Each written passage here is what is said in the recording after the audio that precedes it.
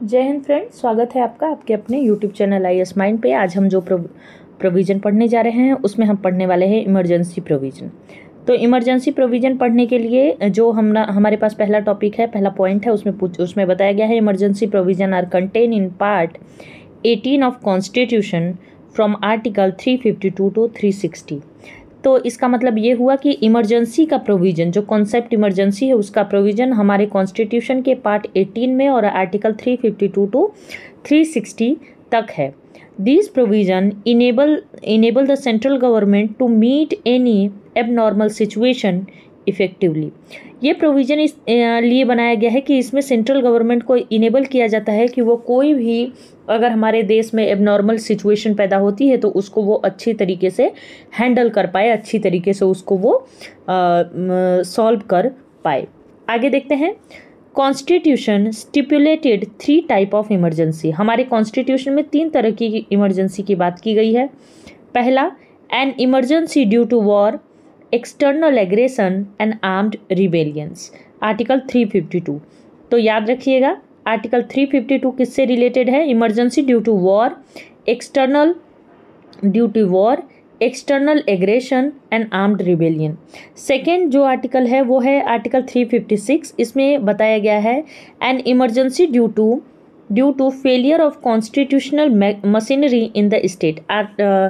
Article 356 को राष्ट्रपति शासन भी कहा जाता है, प्रेसिडेंट रूल भी कहा जाता है, आप लोगों को याद होगा। आर्टिकल 360 में बताया गया है financial emergency due to threat to financial stability और क्रेडिट ऑफ इंडिया। तो आर्टिकल 360 रिलेटेड है हमारे फिनेंशियल इमरजेंसी से, आर्टिकल 356 रिलेटेड है प्रेसिडेंट रूल से, और आर्टिकल 352 रिलेटेड है हमारे ऐसे इमरजेंसी से जो किसी war, external aggression and arm rebellion के थ्रू होते हैं। नेक्स्ट पॉइंट है, due to an emergency central government become all powerful and state go into the total control of the centre. इसका मतलब ये है कि इमरजेंसी के टाइम में सेंट्रल गवर्नमेंट जो हमारी होती है वो पूरी तरीके से पावरफुल हो जाती है, और जो स्टेट गवर्नमेंट होती है वो सेंट्रल गवर्नमेंट के टोटल कंट्रोल में आ जाती है। आर्टिकल 352 में क्या बात कहा गया है उसको देखते हैं। President can declare or national emergency when the security of India or part of it's threatened by war और external aggression or armed rebellions, है ना।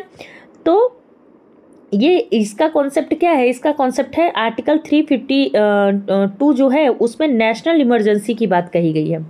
नेशनल इमरजेंसी कौन डिक्लेयर कर सकता है? President can declare any kind of not any kind of emergency but which emergency due to external aggression, war or the armed rebellion is called kind of national emergency, and this kind of emergency declare by president.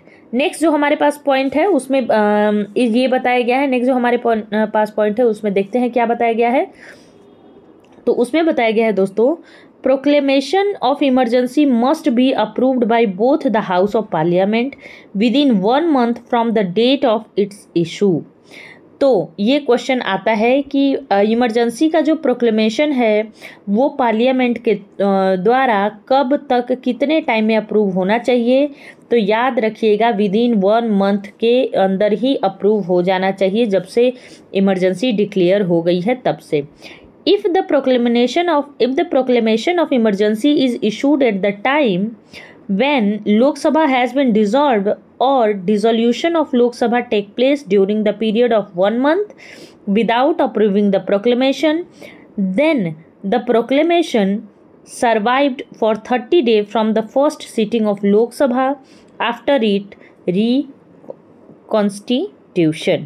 तो समझ आई बात कि अगर emergency का जो proclamation है उसको approve करने से पहले ही लोकसभा अगर डिसॉल्व हो जाती है या लोकसभा के डिसोल्यूशन की ऐसी कोई बात चलती रहती है, वो मतलब रनिंग होती है, प्रोसेस में होती है, तो उसमें ऐसा होता है कि वो 30 डे तक ये जो प्रोक्लेमेशन है वो उसको स्टे कराया जाता है जब तक कि नई लोकसभा बन न जाए। ओके, नेक्स्ट देखते हैं। If approved by both the house of parliament the emergency continue for 6 months and extended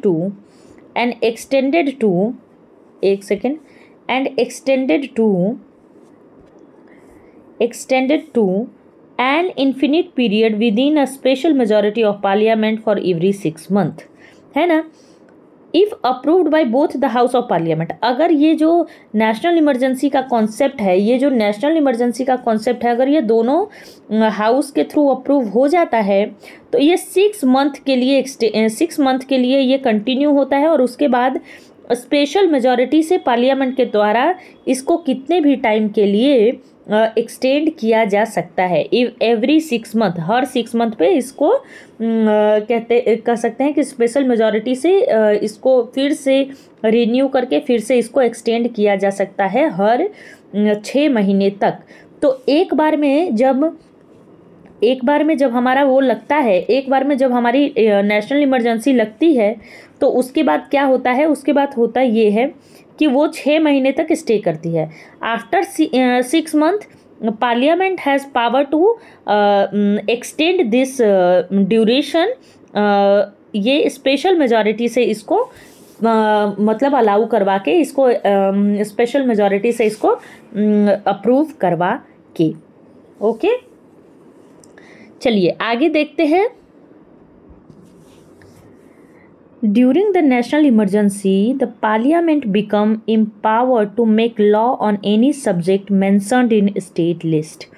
national emergency के टाइम पे पार्लियामेंट के पास ये पावर आ जाती है कि वो किसी भी स्टेट लिस्ट के सब्जेक्ट पे भी कोई भी लॉ बना सकता है। जनरली जब इमरजेंसी नहीं होती है तब पार्लियामेंट के पास ये पावर नहीं होती है जब तक राज्यसभा उसको सामने से रिकमेंड ना करे, है ना। The law made by Parliament on the state subject become inoperative 6 months after the emergency has ceases to operate. तो the law made by Parliament, जो लॉ पार्लियामेंट के थ्रू बनाया गया है स्टेट के सब्जेक्ट पे, वो इनऑपरेटिव हो जाता है 6 month के बाद, जब इमरजेंसी ख़त्म हो जाती है, इमरजेंसी का लगना ख़त्म हो जाता है या इमरजेंसी ऑपरेट होना बंद हो जाता है। उसके 6 महीने के बाद ये जो पार्लियामेंट ने लॉ बनाया है स्टेट सब्जेक्ट पे, ये अपने आप ख़त्म हो जाता है। अनटिल कि अगर इसको जिस स्टेट के सब्जेक्ट पे बनाया गया है वो स्टेट इसको अप्रूव ना कर दे अपनी सांसद से, है ना। चलिए, president can issue ordinance on state subject also if parliament is not in session. पहला तो ये है कि पहले तो इमरजेंसी हमारे पास लगती है जब हमारे देश में, तो पार्लियामेंट के पास सारी पावर आ जाती है। बट अगर पार्लियामेंट में लोकसभा ना हो, अपने लोकसभा को डिसॉल्व कर दिया गया हो, तो हमारे प्रेसिडेंट साहब के पास भी ये पावर आती है कि वो ऑर्डिनेंस इशू कर सकते हैं किसी भी स्टेट सब्जेक्ट पे, है ना। तो ये बात याद रखिएगा, कहीं ऐसा ना हो कि अगर ये क्वेश्चन आ जाए कि क्या इमरजेंसी के टाइम पे स्टेट लिस्ट पे हमारे प्रेसिडेंट साहब कुछ जारी कर सकते हैं, तो हमारे दिमाग में ये चीज़ ना रहे कि नहीं भाई वो तो कुछ जारी कर ही नहीं सकते हैं। नहीं, हमारे प्रेसिडेंट साहब के पास भी बहुत सारी पावर होती है कि अगर हमारे पार्लियामेंट में लोकसभा नहीं है, लोकसभा डिसॉल्व हो चुकी है, तो वो अपने इसमें प्रेसिडेंट किसी भी मैटर पे, किसी भी स्टेट लिस्ट पे कोई भी ऑर्डिनेंस ला सकता है। आर्टिकल 354(1) क्या कहता है देखते हैं। While the proclamation of national emergency is in operation, President can modify constitutional distribution of revenue between the center and state. Article 354 clause 1 कहता है कि जब तक नेशनल इमरजेंसी का प्रोक्लेमेशन ऑपरेशन में रहता है तब तक प्रेसिडेंट मॉडिफाई कर सकता है कॉन्स्टिट्यूशनल डिस्ट्रीब्यूशन ऑफ रेवेन्यू का राज्य और स्टेट के बीच में। According to article 83(2), while the proclamation of national emergency is in place, life of Lok Sabha में be extended beyond its normal term 5 years by the law of parliament for 1 year at a time. Very very important point है ये। Article 83(2), कौन सा article 83(2), national emergency के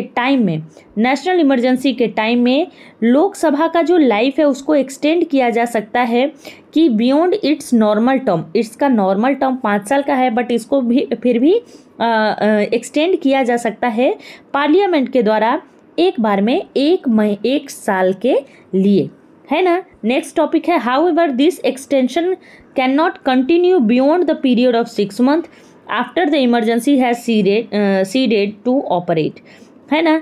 तो जो ये extension है वो जब हमारी इमरजेंसी ख़त्म हो जाएगी, सिचुएशन नॉर्मल हो जाएगी, उसके बाद इसको हम 6 महीने से ज़्यादा के लिए एक्सटेंड नहीं कर सकते हैं। ये बात भी हमारे कॉन्स्टिट्यूशन में ही कही गई है। चलिए आगे देखते हैं, आगे जो हमारे पास पॉइंट है, article 358 and 359 describe effect of the national emergency of the fundamental right. बहुत इंपॉर्टेंट टॉपिक है कि आर्टिकल 358 एंड 359 डिस्क्राइब करता है कि जब नेशनल इमरजेंसी होगी तो फंडामेंटल राइट पे क्या इफेक्ट होने वाला है। Article 358 deal with suspension of fundamental right guaranteed by article 19 due to war और एक्सटर्नल एग्रेशन, है ना। आर्टिकल 358 डील करता है फंडामेंटल राइट के सस्पेंशन का, जबकि जो कि आर्टिकल 19 में हमें मिला हुआ है, जबकि नेशनल इमरजेंसी ऑपरेट हो रही हो। No separate order for their suspension is require.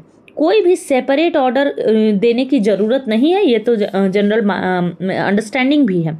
Article 359 deal with suspension of the fundamental right except those guaranteed by article 20 and 21। तो आर्टिकल 359 डील करता है कि सस्पेंशन होगा फंडामेंटल राइट का, बट जो राइट आर्टिकल 20 और 21 में मिले हुए हैं कि right of life, and article 20 में कि right of legal help, legal aid का है शायद इसमें आर्टिकल 20 में, उस राइट को सस्पेंड नहीं किया जाएगा, बाकी सारे फंडामेंटल राइट को सस्पेंड कर दिया जा सकता है। Article 359 authorise the president to suspend the right to move any court for the enforcement of the fundamental right during the national emergency, है ना। तो आर्टिकल 359 ये भी बताता है कि प्रेसिडेंट साहब ये सस्पेंड कर सकते हैं कि भाई आपके साथ नेशनल इमरजेंसी के दौरान कुछ हुआ तो उसमें आप कोर्ट जा सकते हैं। इस चीज़ का प्रोविज़न भी प्रेसिडेंट साहब अपनी तरफ से आके हटा सकते हैं।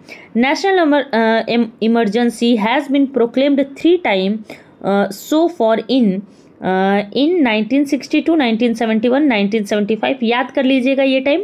और इस टाइम में कौन कौन प्रधानमंत्री था हमारे देश का, ये पॉइंट भी आपको याद करने की ज़रूरत पड़ेगी, क्योंकि अगर ऐसे भी क्वेश्चन हमारे एग्जामिनेशन में आते हैं। नेक्स्ट क्वेश्चन हमारे पास है, president rule under article 356 is imposed in case of failure of constitutional machinery in the state. तो आर्टिकल 356 के तहत प्रेसिडेंट रूल हमारे देश में तब लगता है जब कॉन्स्टिट्यूशन मशीनरी किसी भी स्टेट में फेल हो जाती है। Notably in case of president rule the president can act either on a report of the governor or otherwise too, that is even without the governor report, है ना। तो president rule जब लगता है तो जो हमारे प्रेसिडेंट साहब हैं वो ऐसा एक्ट करते हैं कि या तो वो गवर्नमेंट के रिपोर्ट पे एक्ट कर सकते हैं, गवर्नमेंट की रिपोर्ट के बिहाफ पे काम कर सकते हैं, या तो वो इसके बिना भी काम कर सकते हैं। Under this arrangement president acquire all the power of the state government concerned, है ना। तो जब प्रेसिडेंट रूल लग जाता है तो प्रेसिडेंट रूल जो हम शब्द सुन रहे हैं इससे ही पता चल रहा है कि इसमें यही होगा कि जिस भी स्टेट पे प्रेसिडेंट रूल लगेगा उस जगह की, उस स्टेट की सारी पावर कौन एक्वायर कर लेगा, हमारे प्रेसिडेंट साहब। President dismiss the state council of minister headed by chief minister. President dismiss करेंगे। देखो अब यहाँ पे गवर्नर करते हैं हमेशा, तो हमारे दिमाग में एक मिसकंसेप्शन बन सकता है कि इसमें भी गवर्नर करेंगे, लेकिन याद रखना कि प्रेसिडेंट रूल की बात कही जा रही है, तो रूल कौन करेगा, प्रेसिडेंट करेगा। During this time parliament passes the state legislative bill and state budget. During this time parliament passes the state legislative bill and state budget. वो पार्लियामेंट पास कर सकती है स्टेट लिस्ट पे। Proclamation impose president rule must be approved by both the house of parliament within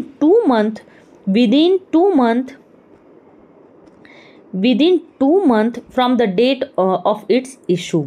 जब president rule impose होता है ना, तो ऐसे नहीं कि जब प्रेसिडेंट का मन किया उसने रूल लगा दिया, नहीं भाई। तो प्रेसिडेंट रूल अप्रूव भी होना चाहिए दोनों हाउस से विदिन 2 महीने के अंदर, जिस डेट से प्रेसिडेंट रूल आया है। अभी हाल फिलहाल में मणिपुर में लगा था। If approved by both the house of parliament president rule continue for 6 month। जब ये प्रेसिडेंट रूल दोनों हाउस से लागू हो जाता है तो फिर ये 6 month के लिए कंटिन्यू होता है। It can be extended for the maximum period of 3 years with the approval of parliament every 6 month। President rule maximum से मैक्सिमम 3 साल तक लगाया जा सकता है। ये पॉइंट याद कर लीजिएगा एकदम।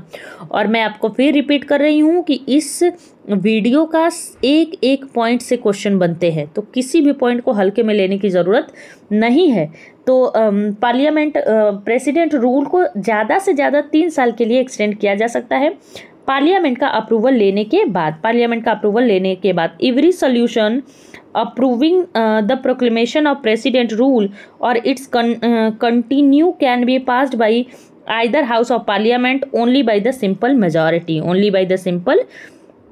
Every resolution approving the proclamation of president rule or its continue can be passed by either house of parliament only by a simple majority. तो इसका जो प्रेसिडेंट रूल का प्रोक्लेमेशन का जो कंटिन्यूटी क्या जो अप्रूवल है वो पास होता है, तो वो सिंपल मेजॉरिटी से ही पास होना चाहिए। उसके लिए कुछ ऐसा स्पेशल मेजॉरिटी की ज़रूरत नहीं है।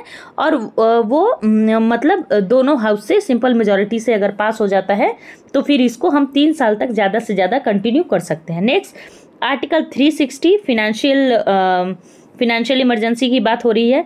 Article 360 empower the president to proclaim a financial emergency if he is satisfied that a situation has arisen due to which financial stability or credit of India or any part of its territory is threatened, है ना। Article 360 के अंदर हमारे president साहब financial emergency को proclaim कर सकते हैं अगर उनको ऐसा लगता है कि भाई फाइनेंशियल इमरजेंसी की कंडीशन हमारे देश में ख़राब है, हमारे देश का क्रेडिट खराब हो रहा है। The proclamation of the financial emergency must be approved by both the house of parliament. सारा इमरजेंसी दोनों हाउस के थ्रू अप्रूव होना चाहिए, ये याद रखिए। Within 2 month from the date of its issue. तो याद रखिए कि प्रेसिडेंट रूल और फाइनेंशियल इमरजेंसी ये हमारा 2 month के अंदर अप्रूव होना चाहिए, जबकि नेशनल इमरजेंसी हमारा 1 month के अंदर अप्रूव होना चाहिए। कितने मंथ के अंदर? 1 month के अंदर। Once approve by the both house of the parliament the financial emergency आगे देखते हैं। The financial emergency continue indefinitely till it is revoked। तो जब ये दोनों हाउस के थ्रू वो हो जाती है, अप्रूव हो जाती है, तो ये जब तक रिवोक ना की जाए तब तक इसको चलाया जा सकता है। During the operation of financial emergency centre acquire full control over the state in the finance matter. Financial emergency के टाइम में फिनेंस की सारी पावर किसके हाथ में हो जाएगी? हमारे सेंट्रल के हाथ में हो जाएगी। No financial emergency has been declared so far. आज तक कोई भी फिनेंस इमरजेंसी हमारे देश में डिक्लेयर नहीं हुई है। Next, K M. Nambiar while criticising the emergency power of the president call. तो के.एम. नाम्बियार का नाम याद रखिएगा, कभी क्वेश्चन में पूछ लेगा। इन्होंने क्रिटिसाइज किया है इमरजेंसी पावर को, इमरजेंसी के प्रेसिडेंट के पावर को, और कहा है a fraud on the constitution. क्या कहा है? इमरजेंसी में जो प्रेसिडेंट साहब को पावर दी गई है उसको क्या कहा है? Fraud of the constitution. याद रखिएगा, KM. Nambiar. The phrase armed rebellion was inserted by 44th amendment act 1978। तो जो हमारा नेशनल इमरजेंसी है उसमें जो टर्म है ना आर्म्ड रिबेलियन, वो टर्म 44th अमेंडमेंट एक्ट के द्वारा इसमें इंसर्ट किया गया था हमारे कॉन्स्टिट्यूशन में। इस बात को भी याद रखने की ज़रूरत है। Replacing the original phrase internal disturbance, और रिप्लेस किससे किया गया था? इंटरनल डिस्टर्बेंस जो एक फ्रेज था उससे रिप्लेस किया गया था आर्म्ड रिबेलियन को। Article 355, it is duty of the union to protect state against central against external aggression and internal disturbance, है ना। तो आर्टिकल 355 आर्टिकल 355 क्या कहता है कि ये यूनियन का ड्यूटी है कि वो स्टेट को against central aggression and internal disturbance के अगेंस्ट उसको क्या करे? उसको प्रोटेक्ट करे। किसको प्रोटेक्ट करे? स्टेट को प्रोटेक्ट करे। तो चलिए, इस वीडियो में हमने जो टॉपिक कवर किया है उसको हम नेशनल इमरजेंसी कहते हैं। और फिर उसके बाद ये होता है कि अगर आप यहाँ तक बने हुए हैं, it means you all are very serious about your career, about your exam. तो आप लोगों का जल्दी से सिलेक्शन हो जाए। और आप लोगों को अगर किसी भी तरीके का कोई और वीडियो चाहिए, कुछ और आपको एडिशन चाहिए, कुछ और आपको लगता है कि इम्प्रूवमेंट होनी चाहिए, या इस वे से पढ़ाना नहीं है, किसी और वे से कुछ और ज़्यादा डिटेल में समझाना है, तो उस तरीके से आप मुझे कमेंट में अपना सजेशन ज़रूर दीजिएगा। हालांकि ये जो वीडियो बन रहा है ये सिर्फ रिवीजन वीडियो बन रहा है, ये डिटेल वीडियो बन ही नहीं रहा है। ये वीडियो सिर्फ इसीलिए बन रहा है कि हर टॉपिक पे आप 10, 15, 20 मिनट की वीडियो देखें और वो टॉपिक आपका क्लियर होते जाए, और आप जब PYQ MCQ करते जाएँ तो ज़्यादा से ज़्यादा क्वेश्चन आपका सॉल्व होता जाए। चलिए, इसी तरह हमारे साथ बने रहिए। अगर हमारा चैनल पसंद आता है, उसका वीडियो पसंद आता है, कंटेंट पसंद आता है, तो हमारे चैनल को लाइक करिए, सब्सक्राइब करिए और हमें एक स्ट्रॉन्ग चैनल बनने में मदद करिए। धन्यवाद।